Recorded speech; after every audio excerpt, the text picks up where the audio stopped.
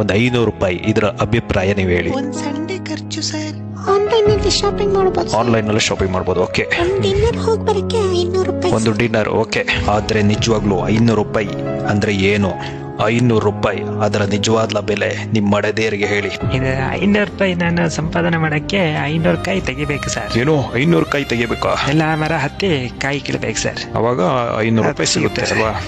8 ಗಂಟೆ ಒಂದು ಮಿಷಿನಲ್ಲಿ ನಿಂತ್ಕೊಂಡು ಕೆಲಸ ಮಾಡಿದ್ರೇನೆ ಒಂದು ದಿನದ ಕೂಲಿ ಸರ್ ನಂದು. ಅವ್ರು ಒಂದ್ಸರಿ ಯೋಚನೆ ಮಾಡಿದ್ರೆ ನನ್ನ ಗಂಡ 8 ಗಂಟೆ ಒಂದು ಮಿಷಿನ್ ಮೇಲೆ ನಿಂತ್ರೇನೆ 500 ರೂಪಾಯಿ ಸಿಗುತ್ತೆ ಅಂತ ಯೋಚನೆ ಮಾಡಬೇಕು. ಇದನ್ನ ಅರ್ಥ ಮಾಡ್ಕೊಂಡ್ರೆ ಸರ್ ಅವ್ರು 500 ರೂಪಾಯಿ ಖರ್ಚು ಮಾಡೋದನ್ನ ಯೋಚನೆ ಮಾಡ್ತಾರೆ ನಿಜವಾಗ್ಲು. ಓಕೆ. ಬೇರೆ 500 ರೂಪಾಯಿ ಬೆಲೆ? ನಮ್ದು ಮಂತ್ಲಿ ಸ್ಯಾಲ್ರಿ ಸರ್. ಇದು ಹಾಲಿಡೇಸ್ ಎಲ್ಲ ಇರೋದಕ್ಕೆ ಅದಕ್ಕೊಂದು 500 ರೂಪಾಯಿ ಕೊಡ್ತಾರೆ ಸರ್. ಯಾವುದೇ ಹಬ್ಬ ಇದ್ದು ಹೋದ್ರೆ 500 ರೂಪಾಯಿ ಕೊಡ್ತಾರೆ ಸರ್. ಆ 500 ರೂಪಾಯಿ ಸಂಪಾದನೆ ಮಾಡೋಕ್ಕೋಸ್ಕರ ನನ್ನ ಎಲ್ಲ ಕುಟುಂಬ ಸಂಸಾರ ನನ್ನ ಸಂತೋಷನ ಬಿಟ್ಟು ಹೋಗ್ತೀನಿ ಸರ್. ನೈಟ್ ಶಿಫ್ಟಿಗೆ 500 ರೂಪಾಯಿ ಕೊಡ್ತಾರೆ ಅಂತ ಹೇಳ್ತಾರೆ ಸರ್.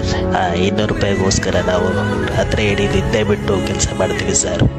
ಆ ಥರ ತುಂಬ ಜನ ಇದ್ದಾರೆ ಸರ್. 500 ರೂಪಾಯಿಗೋಸ್ಕರ ಹಗಲು ರಾತ್ರಿ ದುಡ್ತಿದ್ದಾರೆ ಸರ್.